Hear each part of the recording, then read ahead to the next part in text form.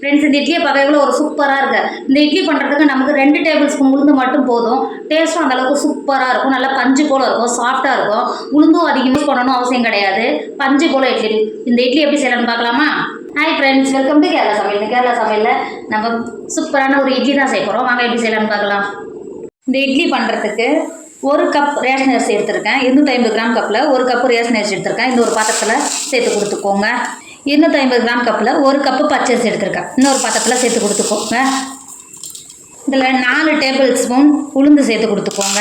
நான் டேபிள் ஸ்பூனால் தான் 4 table spoon சேர்த்து கொடுத்துக்கிறேன். உளுந்து சேர்த்து கொடுத்துட்டு எல்லாத்தையும் தண்ணி சேர்த்துக்கோங்க.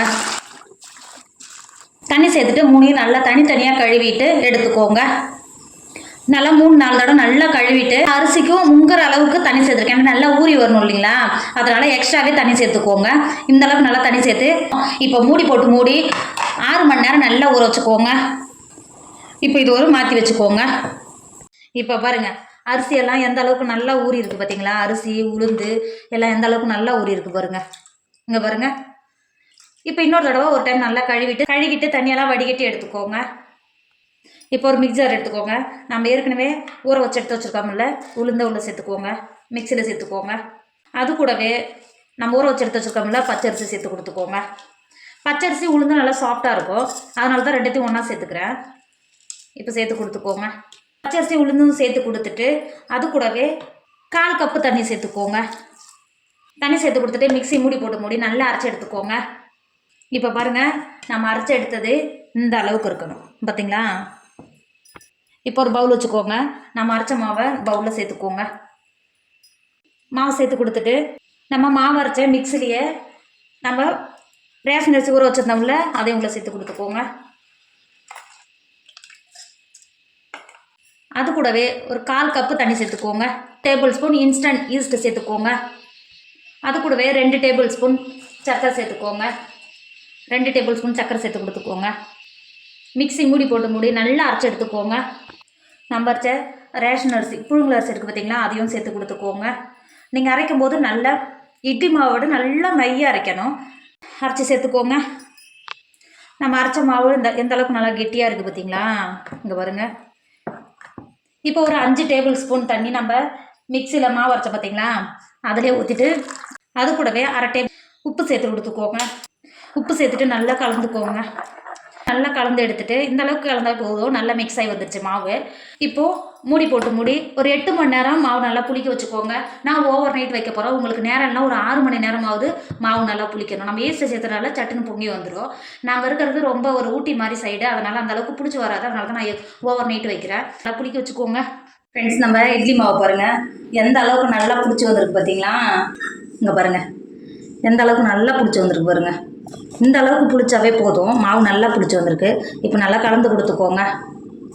இது கொஞ்சம் லைட்டாக இனிப்பும் புளிப்பும் சேர்ந்து உப்போடு சேர்த்து டேஸ்ட் நல்லா சூப்பராக இருக்கும். நல்லா கலந்து கொடுத்துக்கோங்க. நம்ம ஏற்கனவே உப்பு சேர்த்துருக்கோம். இந்த ஸ்டேஜில் உப்பு எதாவது கரெக்டாக இருக்கான்னு செக் பண்ணிக்கோங்க. உப்பு கம்மியாக இருந்தால் சேர்த்து கொடுத்துக்கோங்க. நான் இன்றைக்கி இட்லி ஊற்றுறதுக்கு இது மாதிரி சின்னதாக ஒரு பவுல் தான் வாங்கியிருக்கேன். நான் ஒரு 4 பவுல் வாங்கினேன். இந்த இட்லி ஊற்றுறதுக்குனே வாங்கினேன். இது வரைக்கும் பார்த்தீங்களா? இந்த பவுலில் ஒரு டேபிள் ஸ்பூன் எண்ணெய் சேர்த்துக்கோங்க. எண்ணெய் சேர்த்துட்டு அப்ளை பண்ணி கொடுத்துக்கோங்க. பாருங்கள், இந்த அளவுக்கு நல்லா தேய்ச்சி கொடுத்துட்டேன். நம்ம ஏற்கனவே கரைச்சி எடுத்து வச்சுருக்கோம்ல மாவு, ஒரு கரண்டி ஊற்றி கொடுத்துக்கோங்க. கரெக்டாக இருக்கும். இப்போ பாருங்கள், எல்லாத்துலேயும் கரெக்டாக ஒரே அளவாக ஈவனாக ஊற்றிருக்கேனா? இங்கே பாருங்கள். இப்போ இட்லி பாத்திரத்தில் தண்ணி வச்சு நல்லா தண்ணி கொதிக்க ஆரம்பிச்சிருக்கு. இப்போது கீழே இருக்கிற ஒரு பிளேட்டை உள்ளே இறக்கி வச்சுக்கோங்க. நம்ம ஊற்றி வச்சுருக்கிற மாவை எடுத்து செட் பண்ணிக்கோங்க. நம்ம மாவை எடுத்து உள்ளே இறக்கி வச்சுட்டு மூடி போட்டு நல்லா வேக வச்சுக்கோங்க. ஃப்ரெண்ட்ஸ், இப்போ பாருங்கள் இட்லி நல்லா வெந்து வந்துடுது. இங்கே பாருங்கள் எந்த அளவுக்கு நல்லா வெந்து வந்துடுது பார்த்தீங்களா? நீங்கள் வெந்துட்டு எப்படின்னு பார்க்கணும்னா இந்த மாதிரி தூப்பிக்கு வச்சு இந்த மாதிரி குத்தி பார்த்தீங்கன்னா போதும். இந்த மாதிரி இட்லி ஒட்டாமல் வந்தால் நல்லா வெந்திருக்கு. இப்போ இது வெளில எடுத்துக்கோங்க. வெளில எடுத்துகிட்டு ஒரு 10 நிமிஷத்துக்கு நல்லா ஆற வச்சுக்கோங்க. இப்போ பாருங்கள் இட்லி எந்த அளவுக்கு நல்லா வெந்து வந்துருக்கு பார்த்தீங்களா? இந்த மாதிரி லைட்டாக நீங்கள் கஷ்டப்பட்டு எடுக்கணும் கிடையாது. இப்படி லைட்டாக பார்த்தீங்களா, கை வச்சு இப்படி தள்ளினாவே போதும், ஈஸியாக எடுக்கிறதுக்கு வந்துடும். இது லைட்டாக சூடாகவே இருக்குது, இன்னும் ஆறவே இல்லை. இது இருக்குது பார்த்தீங்களா? இது மாதிரி எடுக்கிறதுக்கு ரொம்ப ஈஸி. பாருங்கள் எந்த அளவுக்கு ஈஸியாக எடுக்க வருது பார்த்தீங்களா? இப்போ எடுத்துகிட்டு இருக்கிற இட்லியெல்லாம் அதே மாதிரி ஊற்றி எடுத்துக்கோங்க. எந்த அளவுக்கு நல்லா பஞ்சு மாதிரி இருக்கு பாருங்க, பார்த்தீங்களா? இப்போ எடுத்துகிட்டு ஒரு ஹாட் பாக்ஸில் மாற்றி வச்சுக்கோங்க. எடுத்துகிட்டு இது மாதிரி ஒரு ஹாட் பாக்ஸில் மாற்றி வச்சுக்கோங்க. இப்போ பார்க்கவே எவ்வளோ ஒரு சூப்பராக இருக்குது பார்த்தீங்களா? இருக்கிற இட்லியெல்லாம் இதே மாதிரி வேவிச்சு எடுத்துக்கோங்க. ஃப்ரெண்ட்ஸ், நம்ம இருக்கிற இட்லியெல்லாம் சுற்றி எடுத்துட்டோம். பார்த்தீங்களா? பார்க்க எவ்வளோ ஒரு சூப்பராக இருக்குது பாருங்கள். அப்படியே பஞ்சு போல் இருக்குங்க பாருங்கள். எந்த அளவுக்கு நல்லா சாஃப்டாக இருக்குது பார்த்தீங்களா? டேஸ்ட்டும் அந்தளவுக்கு சூப்பராக இருக்கும். நம்ம 2 டேபிள் ஸ்பூன் சக்கரை சேர்த்ததுனால இனிப்பு, புளிப்பு, உப்போடு சேர்த்து இதோட டேஸ்ட் அந்தளவுக்கு சூப்பராக இருக்கும். நீங்கள் சட்னி, சாம்பார், குருமா இது கூட வச்சு சாப்பிடும்போது இதோட டேஸ்ட் பல மடங்கு இருக்கும். டேஸ்ட்டு சூப்பராக இருக்கும். கண்டிப்பாக அது ஏன்னா நீங்கள் இட்லி, தோசை அது மாதிரி பண்ணி போர் அடிச்சுனா இந்த மாதிரி செஞ்சு பாருங்கள். டேஸ்ட் அந்தளவுக்கு சூப்பராக இருக்கும். வீட்டில் இருக்கவங்க எல்லாருமே விரும்பி சாப்பிடுவாங்க. என்னோட வீடியோ உங்களுக்கு பிடிச்சிருந்தா உங்கள் ஃப்ரெண்டு, உங்கள் ஃபேமிலிக்கு ஷேர் பண்ணுங்கள். மறக்காமல் கேரளா சமையலை சப்ஸ்கிரைப் பண்ணிக்கோங்க. தேங்க்யூ.